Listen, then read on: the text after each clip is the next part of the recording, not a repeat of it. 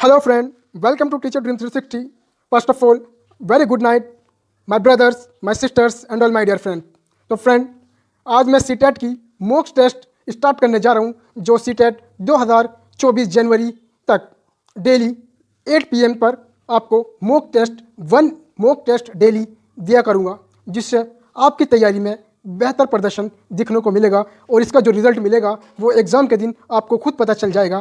तो अगर हमारे चैनल पर आप नए हैं तो चैनल को सब्सक्राइब करना, बेल आइकन को प्रेस करना और वीडियो को जरूर लाइक करना। और ये क्वेश्चन प्रीवियस ईयर के ही हैं, कहीं से बाहर के कोई क्वेश्चन नहीं है, क्योंकि सीटेट के एग्ज़ाम में प्रीवियस के अलावा और कुछ क्वेश्चन कहीं से भी आते नहीं हैं, ऑप्शन से बनाकर दे दिए जाते हैं। तो चलिए चलते हम अपने मॉक की तरफ। जीन पियाजे के अनुसार सीखने के लिए निम्नलिखित में से क्या सबसे आवश्यक है? क्या जीन पियाजे के जो अनुसार हैं सीखने के लिए सबसे ज़्यादा आवश्यक क्या है? पुनर्बलन व सजा, विद्यार्थियों द्वारा सक्रिय खोजबीन, अवलोकन एवं अनुकरण, या भाषा आत्मक विकास जो सामाजिक अंतरक्रिया को सुसाध्य करता है। तो फ्रेंड, जीन पियाजे के अनुसार सबसे उपयुक्त जो आवश्यक है सीखने की वो है विद्यार्थियों द्वारा सक्रिय खोजबीन, क्योंकि जब विद्यार्थी खोजबीन करेंगे प्रकृति के अंदर, उनकी सोच में बढ़ावा होगा, उनके दिमाग को कुंडली खुलेगी, और जब उनके दिमाग में कुंडली खुलेगी, जब उनका विकास होगा, तो इसी के लिए जीन पियाजे ने विद्यार्थियों द्वारा सक्रिय खोजबीन के लिए सबसे उपयुक्त कथन माना है। इसकी व्याख्या सहकारी सहभागिता, ये सहकारी नहीं है सहभागिता, सहकारी सहभागिता एवं अंतःक्रियात्मकता के साथ साथ रचनात्मक और आलोचनात्मक सोच, विचार, समझ, ये सभी कारक लेव-वाइगोत्स्की सिद्धांत पर भी आधारित है। क्या ये लेव-वाइगोत्स्की सिद्धांत पर भी आधारित है? क्योंकि लेव-वाइगोत्स्की सिद्धांत में भी यही कहा गया है कि बच्चा अंतःक्रिया के साथ अपने विकास को अच्छी तरीके से उसका विकास अच्छी तरीके से प्रभावित होता है। तो इन दोनों के एक यही सेंटेंस मैच करते हैं, जीन पियाजे के और लेव-वाइगोत्स्की सिद्धांत। नेक्स्ट क्वेश्चन,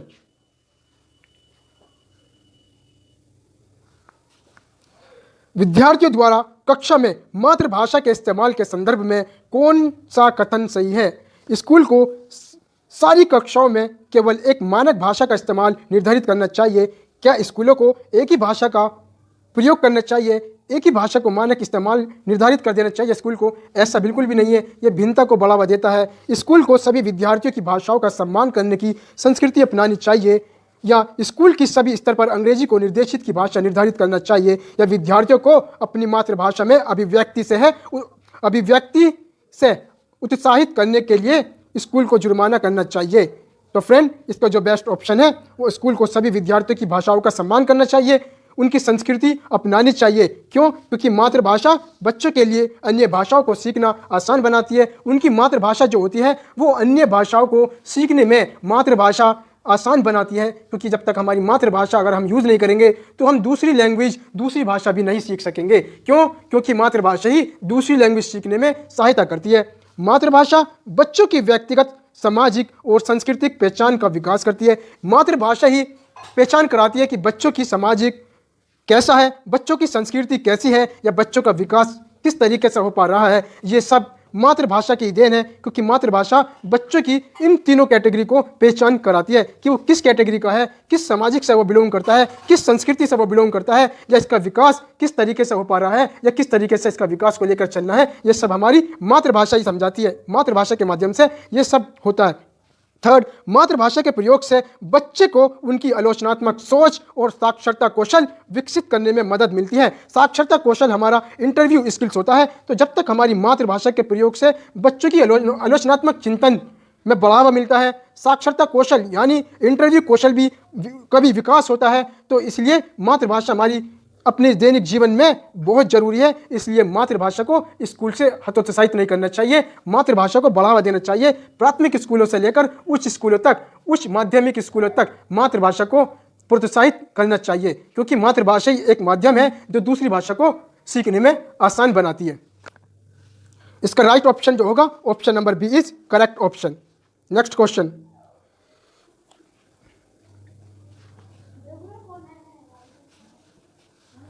निम्नलिखित में से कौन सा सिद्धांत ये प्रतिपादित करता है कि विकास जीवन पर्यंत चलने वाली प्रक्रिया है जिसका अंत कभी नहीं होता है? समरूपता का सिद्धांत है, एकीकरण का सिद्धांत है, या अंतःक्रियात्मकता का सिद्धांत है, या निरंतरता का सिद्धांत है। तो फ्रेंड, आपको ऑप्शन सही समझ गए होंगे कि विकास जो है वो कभी ख़त्म नहीं होने वाला विकास जो होता है वो बच्चे के जीवन से, यानी बच्चे के पैदा होने से मरने तक, जीवन पर्यंत से जीवन लास्ट तक, यानी एंड तक, जब तक उसकी मृत्यु नहीं होती उसका विकास होता रहता है। चाहे वो सांस्कृतिक विकास हो, चाहे वो सामाजिक विकास हो, क्या उसका संवेगात्मक विकास हो, क्या उसका शारीरिक विकास हो, क्या उसका किसी भी तरीके से विकास हो, वो सब विकास की कैटेगरी में आता है। तो इसलिए इंसान का जो विकास है, बच्चों का जो विकास है, या किसी का भी जो विकास है, वो पैदा होने से मरने तक विकास चलता है। इस सिद्धांत को हम निरंतरता का सिद्धांत कहते हैं। निरंतरता का सिद्धांत यही कहता है कि विकास पैदा होने से मरने तक चलता है। निरंतरता का सिद्धांत यही कहता है। Option number 4 is correct option. इसकी व्याख्या देख लेते हैं। विकास संबंधी उपयुक्त विचार निरंतरता के सिद्धांत से संबंधित है। यह सिद्धांत परिभाषित करता है कि विकास आरंभ से अंत तक एक सतत प्रक्रिया है और अपनी अधिकतम वृद्धि तक पहुंचने की प्रक्रिया में क्रमशः जारी रहता है। सेकंड पॉइंट, बच्चा विकासात्मक प्रक्रिया के माध्यम से लगातार परिवर्तनों के साथ साथ गुजरता है। हालांकि परिवर्तन की गति और मात्रा एक चरण से दूसरे चरण में भिन्न होती है। यानी जब विकास एक चरण से दूसरे चरण में जाता है तो एक ही दर से नहीं होता, विकास के दर भिन्न भिन्न होते हैं, यानी अलग अलग होते हैं। और हर बच्चे का विकास जो होता है वो भिन्न होता है, यानी अलग होता है। किसी का विकास जल्दी हो जाता है, किसी का विकास देर से होता है, किसी का विकास आहिस्ता आहिस्ता होता है। यानी इसका जो निष्कर्ष निकलता है, इसका जो रिजल्ट निकलता है, ये निकलता है कि विकास जीवन से अंत तक तो होता है, लेकिन एक ही लाइन से नहीं होता। कभी कभी आराम से होता है, कभी कभी देर से होता है, और सबका अलग अलग विकास होता है। उदाहरण के लिए 4 साल की उम्र में एक बच्चे ने कुछ शब्द सीखे हैं, लेकिन बाद में वे उससे वाक्य तैयार करना सीख जाता है। अतः एक ऐसा लगता है कि एक बच्चे का परिपक्व स्तर भी बदलता जाता है। अतः विकास कभी खत्म नहीं होता, बल्कि ये मृत्यु तक जारी रहता है। लास्ट वाला पॉइंट देख लिए कितना इंपॉर्टेंट है, कितनी आसान भाषा में समझा दिया गया है कि विकास कभी खत्म नहीं होता है, बल्कि ये मृत्यु तक जारी रहता है। जो ऊपर वाला ऑप्शन था, निरंतरता का सिद्धांत, इससे संबंधित है। नेक्स्ट क्वेश्चन, खेलते समय बच्चों का एक समूह आधुनिक और लोकप्रिय फिल्म के दृश्यों का अभिनय करता है। ये स्थिति ये दर्शाती है कि डैश समाजीकरण का एक प्रमुख संस्थान है। क्या? जब बच्चों का एक समूह होता है, जब छोटे छोटे बालक जब एक समूह में अपने ग्रुप बना कर खेलते हैं, जैसे स्कूल के ब्रेक में हुआ, अपने घर के सामने हुआ, जब ग्रुप में खेलते हैं तो क्या देखते हैं? वो एक लोकप्रिय फिल्म के दृश्यों का, यानी एक लोकप्रिय फिल्म के दृश्यों का अभिनय करता है। तो ये स्थिति किसको दर्शाती है? परिवार को दर्शाती है, सहपाठी को दर्शाती है, मीडिया को दर्शाती है, या धर्म को दर्शाती है? तो फ्रेंड, ये जो स्थिति दर्शाती है वो मीडिया को दर्शाती है, क्योंकि इसमें लोकप्रिय फिल्म दृश्यों का अभिनय करता है। वो किससे संबंधित होता है? परिवार से तो नहीं होता, पार्टी से नहीं होता, धर्म से नहीं होता, वो सिर्फ किससे होता है? वो मीडिया से होता है।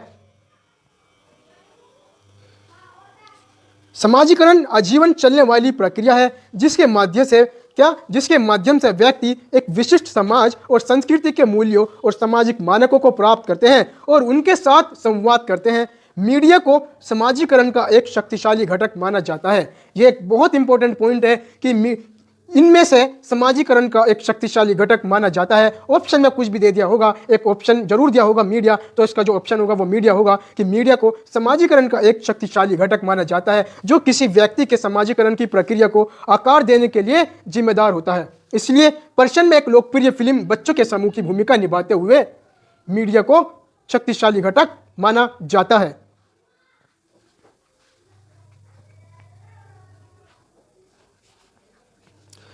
ले वाइगोत्स्की के अनुसार बच्चे चिंतन और व्यवहार करने के तरीके कैसे अर्जित करते हैं, जिससे समुदाय की संस्कृति का निर्माण होता है? सामाजिक अंतःक्रिया द्वारा, निष्क्रिय होकर, उद्दीपन द्वारा, या पुनर्बलन द्वारा। तो फ्रेंड, जैसे कि मैं अपनी क्लास में बार बार ये बताता आया हूँ कि जहाँ भी ले वाइगोत्स्की का सिद्धांत, जहाँ भी ले वाइगोत्स्की का नाम आ जाए, अगर ऑप्शन में सामाजिक, भाषा और संस्कृति का जिक्र हो जाए तो उन तीनों में से एक ऑप्शन जरूर होगा, उसी पर टिक लगा देना। जैसे कि इस क्वेश्चन में भी सामाजिक अंतःक्रिया द्वारा क्या होता है? बच्चे चिंतन करते हैं, व्यवहार करने के तरीके अर्जित करते हैं, तो सक्रिय सामाजिक अंतःक्रियाओं द्वारा होता है। क्या ले वाइगोत्स्की का सिद्धांत? सामाजिक अंतःक्रियाओं द्वारा। ले वाइगोत्स्की कहता है कि बच्चे समाज में जब अंतःक्रिया करते हैं तो उनकी चिंतन को बढ़ावा मिलता है, उनकी सोच में विकसित होती है, उनके समस्या समाधान को प्रोत्साहित मिलता है। तो इसलिए ले वाइगोत्स्की का सिद्धांत की जहाँ भी बात आ जाए, संस्कृति, भाषा और सामाजिक, बेधड़के से ऑप्शन 3 में से एक होगा। ऑप्शन लगा दो ना, जैसे कि इस क्वेश्चन में ऑप्शन नंबर 1 दिखाई दे रहा है आपको। जैसे कि ले वाइगोत्स्की के अनुसार बच्चे सोचने और व्यवहार करने के तरीकों को सीखते हैं, जो सामाजिक संपर्क के माध्यम से एक सामुदायिक संस्कृति का निर्माण होता है। सांस्कृतिक रूप से उत्तरदायी शिक्षा शास्त्र को 3 क्रियात्मक आयामों में विभाजित किया गया है: संस्थागत आयाम, व्यक्तिगत आयाम और निर्देशात्मक आयाम। ये वाइगोत्स्की ने कहा है। चलिए नेक्स्ट क्वेश्चन। मैं व्याख्या के साथ आपको इसलिए समझा रहा हूं क्योंकि व्याख्या में बहुत सारे क्वेश्चन सीटेट में बनकर आते हैं। समावेशी शिक्षा में कौन शामिल है? समावेशी शिक्षा के बारे में फ्रेंड अगर मैं बताऊं, समावेशी शिक्षा वे शिक्षा होती है जो समूह में की जाती है। छोटे हो या बड़े हो, फीमेल हो या मेल हो, सबकी सहपाठी क्रिया, यानी सब एक साथ मिलजुल कर पढ़ाई करते हैं, सब एक साथ मिलजुल कर, यानी समूह में शिक्षा। तो समावेशी शिक्षा में कौन शामिल है? अधिगम अक्षमता वाले विद्यार्थी, प्रतिभाशाली विद्यार्थी, दृष्टिबाधित विद्यार्थी, या वे बच्चे जो ऐसे समुदाय से हैं जो हाशिए पर हैं। यानी समावेशी शिक्षा में हर एक बच्चा, चाहे वो प्रतिभाशाली हो, चाहे वो एवरेज बच्चा हो, चाहे वो दृष्टिबाधित हो, चाहे वो विकलांगता हो, चाहे वो किसी गरीब परिवार से हो, चाहे वो अमीर परिवार से हो, सबकी एक साथ शिक्षा लेकर चलती है। वो कौन सी शिक्षा होती है? वो समावेशी शिक्षा होती है। इसका जो राइट ऑप्शन होगा, ये चारों समावेशी शिक्षा के विशेषता है, इसलिए इसका जो ऑप्शन है ऑप्शन नंबर 4, 1, 2, 3, 4। चलिए इसकी व्याख्या देखते हैं।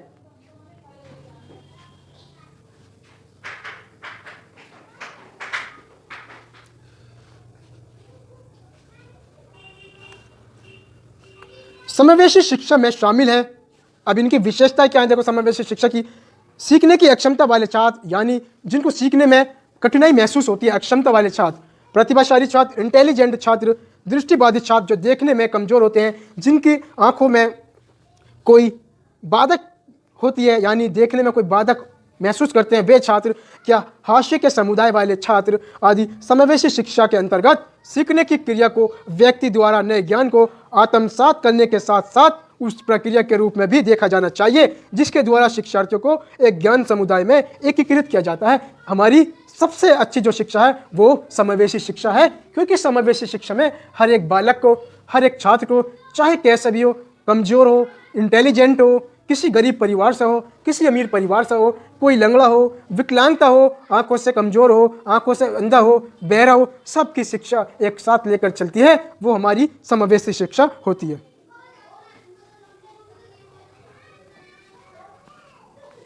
एक शिक्षिका को विद्यार्थी के किस व्यवहार से ये इंगित होता है कि वे दृष्टिबाधित है? यानी एक शिक्षकों को विद्यार्थियों के किस व्यवहार से पता चलता है कि ये छात्र जो है दृष्टिबाधित है, यानी देखने में कठिनाई महसूस कर रहा है। श्यामपट्ट को बहुत दूर से पढ़ने को चुनना, एक ऑप्शन ये है। सूक्ष्म जानकारी वाले भौतिक नक्शों को पढ़ना, बारीकी मुद्रण वाले कार्य पत्रकों को तुरंत पूरा करना, या पढ़ने में चुनौती महसूस करना और पढ़ते समय आंखें मिचलाना। तो फ्रेंड, शिक्षक को विद्यार्थी की इस विशेषता से ही पता चलता है कि इस छात्र के आंखों में दृष्टिबाधित है। क्यों? क्योंकि उसके पढ़ने में चुनौती महसूस करना और पढ़ते समय वो आंखें मिचोलता है, तो उसकी आंखों में कुछ ना कुछ कमी है, वो दृष्टिबाधित विशेषता के अंतर्गत शामिल हो जाता है। दृष्टिबाधित बच्चे कौन होते हैं? दूर की वस्तुओं को नहीं देख पाएंगे, जैसे व्हाइट बोर्ड या ब्लैक बोर्ड को देख नहीं पाएंगे, पढ़ने या पढ़ना सीखने में परेशानी होना और कक्षा में भाग लेना, वस्तुओं पर ध्यान केंद्रित करने में सक्षम नहीं होना, अपनी आंखों को बहुत रगड़ना, आंखों की पुरानी ललिमा या प्रकाश के प्रति संवेदनशील होना, ये सब दृष्टिबाधित बच्चे के अंतर्गत ये सारी विशेषता पाई जाती है। यही दृष्टिबाधित बच्चे होते हैं।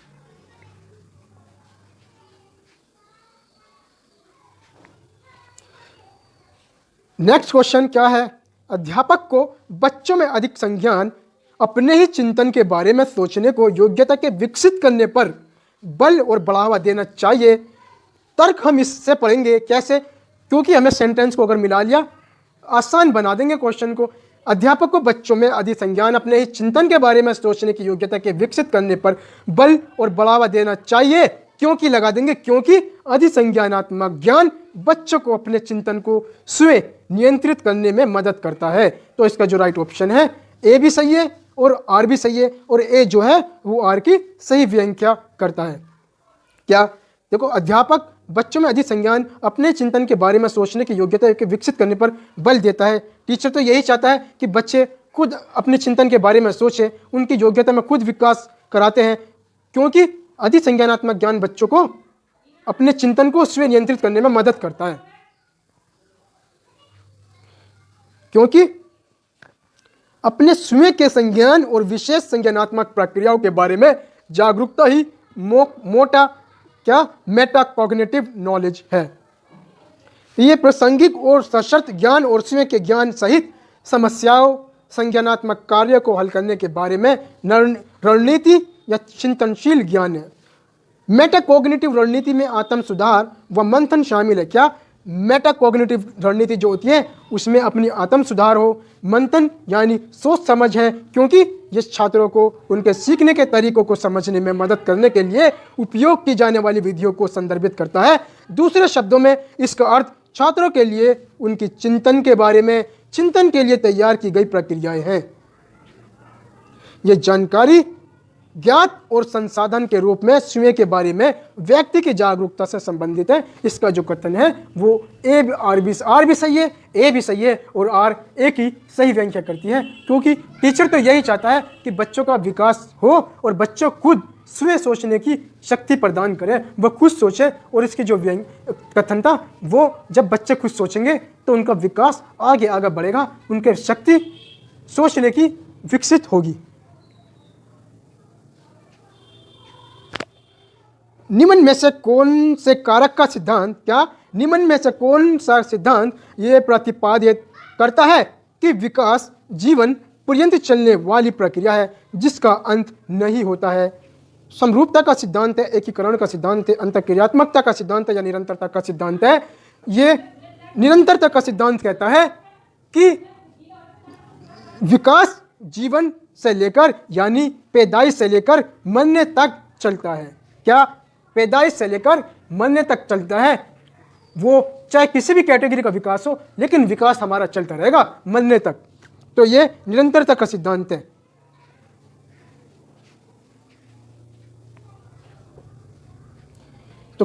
तो फ्रेंड, आज हमारा मॉक टेस्ट यही पूरा होता है। कल हम अपने सेकंड मॉक टेस्ट के साथ आपके साथ फिर उपस्थित होंगे। तो हमारे चैनल को सब्सक्राइब कर बेल आइकन को प्रेस कर वीडियो को लाइक जरूर करना, और कल 8 बजे हमारी फिर दूसरे मॉक टेस्ट के साथ तैयार रहना। देखिए आपने कहाँ तक तैयारी की है। अब मेरे ऑप्शन बताने से पहले खुद सोच लेना कि इसका ऑप्शन ये है। अगर आप खुद नहीं सोच रहे, नहीं पता इसका आंसर, तो फिर मैं बताता हूँ, उससे आप अपना मिलान करिए कि मेरी कमी पढ़ने में कहाँ तक कमी रह गई है, उसको सुधार करिए। वे हमारी क्लास को पढ़िए, हमारे मॉक टेस्ट दीजिए, ताकि आपके 21 जनवरी 2024 के दिन सुबह और दोपहर की पाली में जब ये क्वेश्चन हमारे मॉक टेस्ट से मैच करेंगे तो आपका दिल खुशी खुशी के मारे प्रोत्साहित और बड़ा अच्छा दिन होगा, जब आपके 150 में से 130 क्वेश्चन सही जाएंगे, वो भी हमारे मॉक टेस्ट के माध्यम से। और साथियों, मॉक टेस्ट देना इसलिए ज़रूरी है, मॉक टेस्ट रिवीजन करना इतने ज़रूरी है, बहुत ज़रूरी है। थैंक यू, धन्यवाद।